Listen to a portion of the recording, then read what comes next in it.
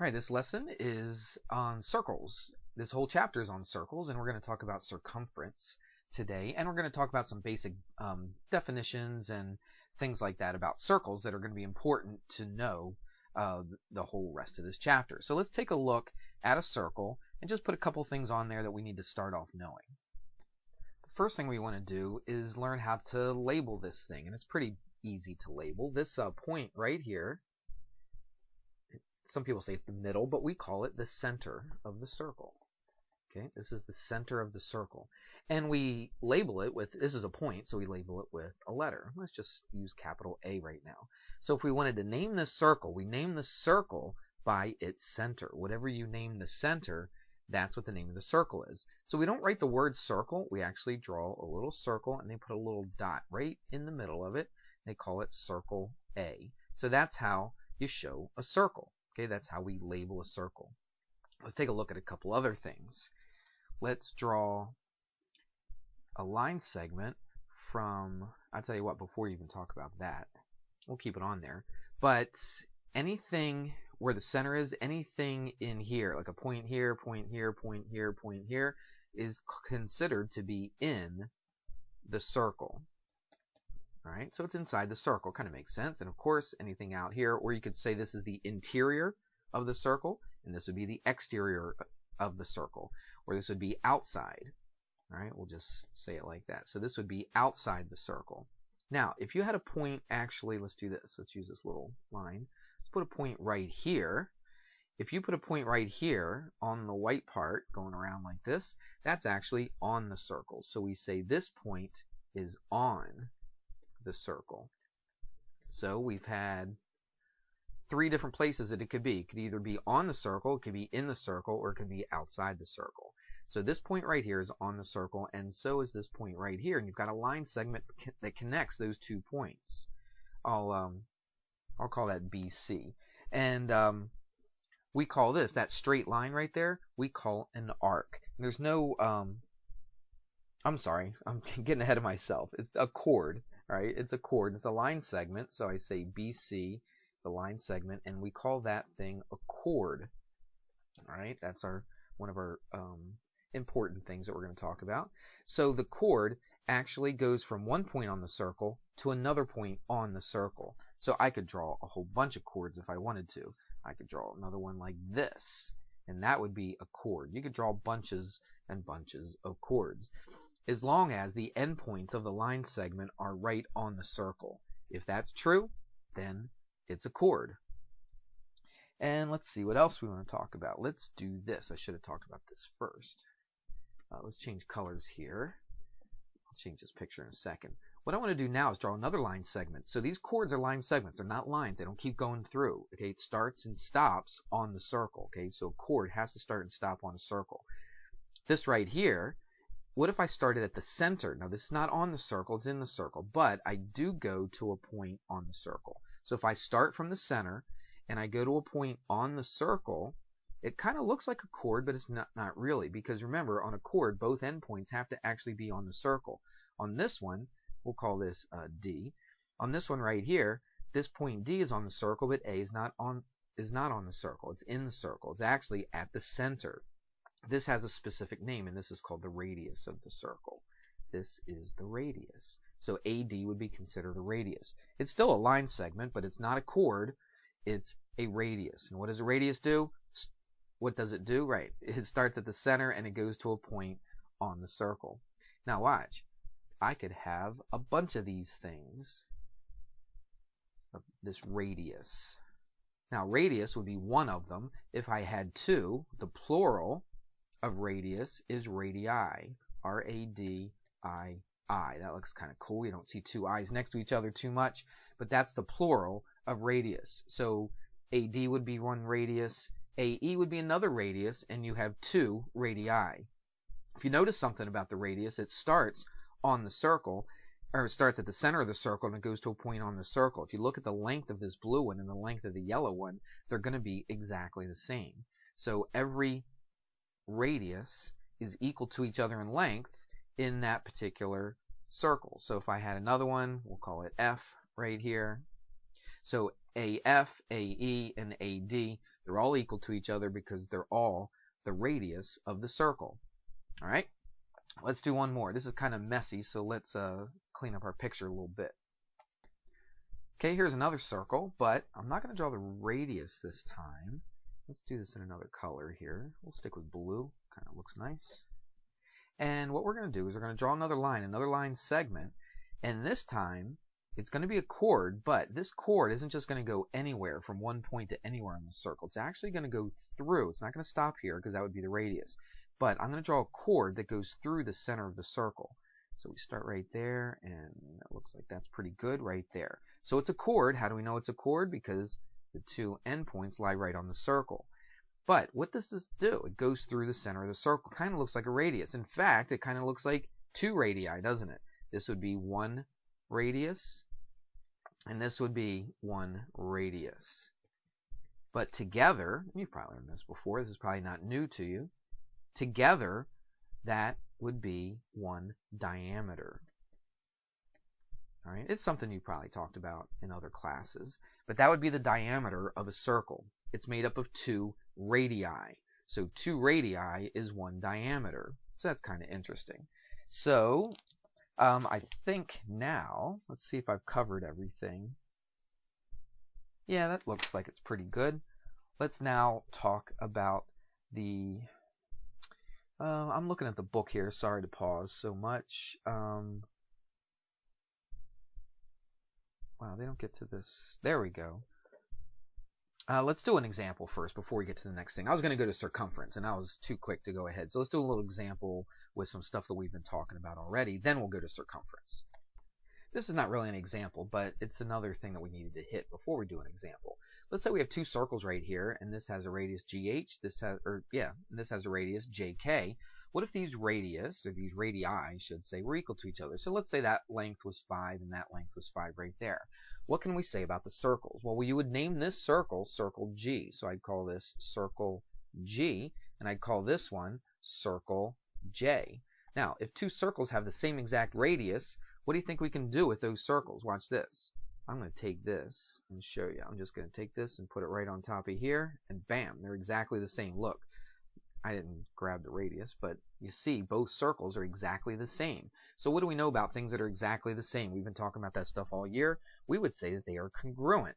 So if you have two circles with the same exact radius, so they told you this was 5 and this was 5, what can you say about the circles? You could say the circles are congruent. So we can also have congruent circles. So I should put this. If GH is congruent to or equal to JK, then the circles are congruent. So that's just a definition of congruent circles. Let's look at another type of circle that we see every once in a while. All right, I've got two circles right here, but what I'm going to do is I'm going to take this one circle and I'm going to move it so that the centers of these two circles actually match up with each other. All right, so here's the center of the small one, and I'm going to put it right here. Let's see, let me get it right, oops, right there. Kind of matches up right there. So if both of these circles have the same exact center, then we call these things concentric circles. All right, so they're called concentric circles. There's the word concentric. Kind of looks like a bullseye or something. Okay, I could put a bunch of circles that have the same radius in here, but that just means that they have the same center. Now, the radius of both of these circles would be different because look, that's the radius of the smaller circle, and this would be the radius of the larger circle. So the larger circle obviously going to have a larger radius. So the bigger the circle, the bigger the radius. The smaller the circle, the smaller the radius. All right, we call these concentric circles. Just another definition. Okay, here's two circles and are not concentric. If you looked at the concentric circles, look up here. Do the circles intersect each other? No, they don't. Not the actual circles at all. They don't intersect each other. You say, oh, they intersect each other at the center, but that's not really on the circle. Okay, that's just the center of the circle. Right here, do the circles intersect? Yeah, absolutely. They intersect right here, and they intersect right here. So two circles, how many places could they actually intersect? Well, you could have circles intersecting in two places, one here and one here. But you could also have a situation where you have two circles that intersect only once. So how in the world would you do that? Well, let's take a look at that. Here's a situation where the circles only intersect at one place. See, they just barely touch. What did I just hit? I hit something. Hold on. Okay, now I have it back. Now I have it back to the right cursor. So what do? They intersect each other at one place. They intersect each other right there. And you're like, yeah, it looks like they intersect each other a bunch of places here. But in real life, a circle, just like a line or a ray or something like that, it doesn't have any dimension. Okay, it doesn't. It's hard to explain, but it doesn't have any width. These lines, even on the computer screen, have a little bit of width, and the thicker you make them, it looks like it intersects at a bunch of places. But really, it only intersects at one place. So two circles, if they touch each other just right there, they only intersect each other at one place. Now, you could also have them intersect another way. Watch this. You could take this and bring it right there. So now, one's inside the other, but they still intersect in that one place. So you could have two circles that intersect outside. You could have two circles that intersect or one circle that's inside another circle, and they intersect in one place. Or you can have them not intersect at all, like the concentric circles. Or if you did this, watch.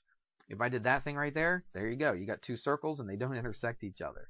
All right, so they can either intersect each other at 0 places, at 1 place, or at 2 places. That's all they're doing there. Let's do an example, and then we'll talk about circumference after that.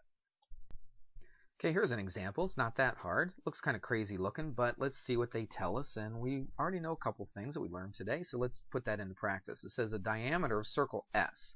Circle S is the big circle right here. It says the diameter. Make sure you read the words, because they could have told you the radius, all right? But they told you the diameter is 30 units, whatever it is, inches, feet, meters, whatever.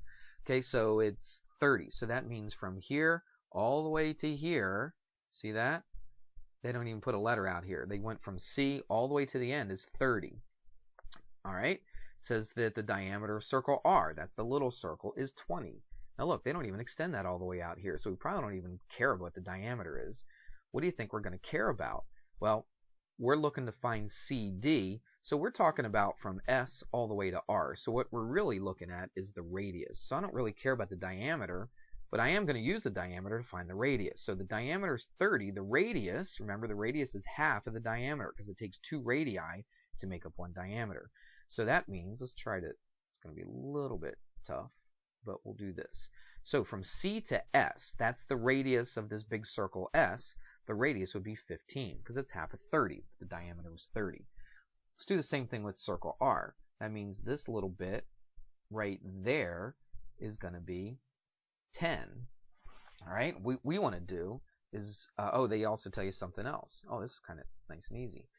They tell you DS. DS is 9 from there to there. I guess I'm putting these little squiggly thingies. Might as well. Oops, that's pretty ugly. Let's try this again. There we go.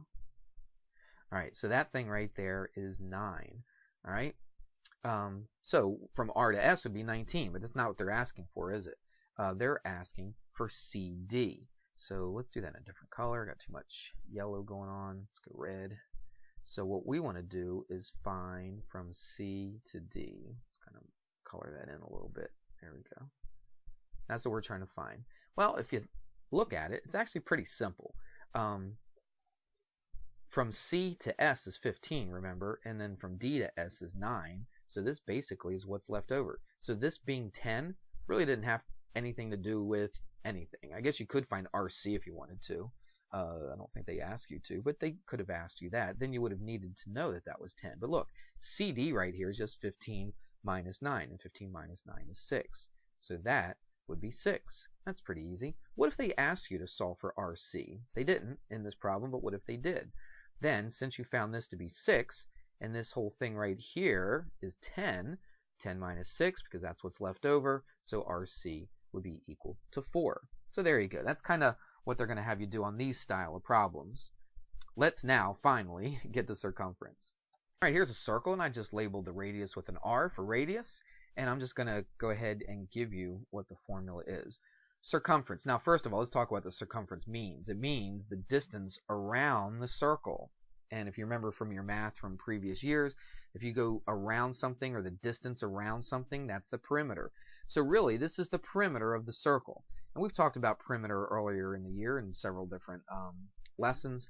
But the circumference is just a special word. It seems like for circles, they always give them special words. Okay, so the circumference of a circle is basically the perimeter of the circle, the distance around. So if I started here and I wanted to walk all the way around the circle and end up back here again, that would have been the circumference of the circle. It's just a distance. It's not anything squared. You don't square anything because you're just finding a straight distance. So here is the formula for the circumference of a circle. You could see it two different ways. Sometimes they write it pi times d. What do you think d means? Well, radius and what? Diameter. Now they don't have the diameter right here, but how could you find the diameter? You could just double the radius, right? So you could just double the radius. So sometimes we learn the equation a different way. It's the same exact formula. I shouldn't say equation, it's a formula. It's the same exact formula, but sometimes people will write it like this. Instead of diameter, they're going to put the 2 and the r in place of the diameter, but instead of writing it pi 2r, they usually put the whole number out in front, then they put the pi right here and the r right here. So really, look, twice the radius is the diameter, so really it's the same exact formula, but it just depends on how you like to see it.